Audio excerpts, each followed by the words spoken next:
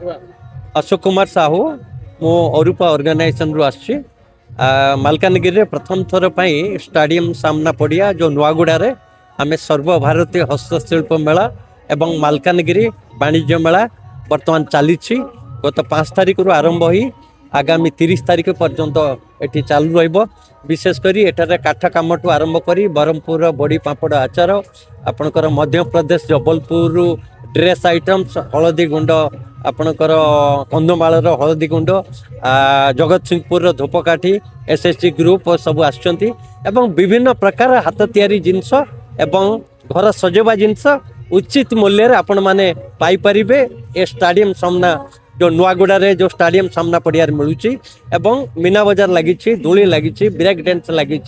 Dragon लगी तेणु आपण मानक समस्त को अनुरोध आम अनुरोध करचु आपण माने आसंतु एवं प्रत्येक दिन आगामी कालीठू आमे प्रत्येक दिन संध्या समय सांस्कृतिक कार्यक्रम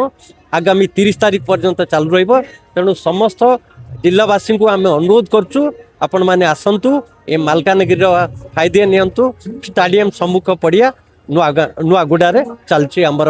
सर्वभारतीय हस्तशिल्प मेला एवं मालकानगिरी वाणिज्य मेला। तेणु समस्त को पुणी आउथर अनुरोध आपण माने आसंतु देखंतु एवं एंजॉय करंतु। कालीठू आमर सांस्कृतिक प्रोग्राम चालू रहिबो एवं विभिन्न प्रकार घर सजेबा घर व्यवहार करबा जिंस उचित मूल्य रे कारीगर बुणाकार एमएसएमई यूनिट एवं क्षुद्र व्यवसायी ठू आपण पाई परिबे।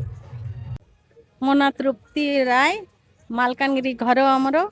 एठी वाणिज्य मेला आसी बहुत जिनिस सस्ता अच्छी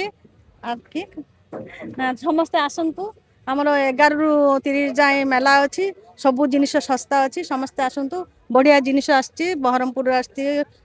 कंधमाल आसची आपण समस्त आसिक देखंतु बढ़िया लागिबो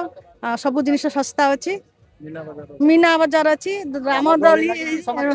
रामदली लगी समस्ते आसतु एंजॉय करंतु मेला देखंतु। मुझे बहुत किसी किनली पापड़ अच्छी आचार अच्छी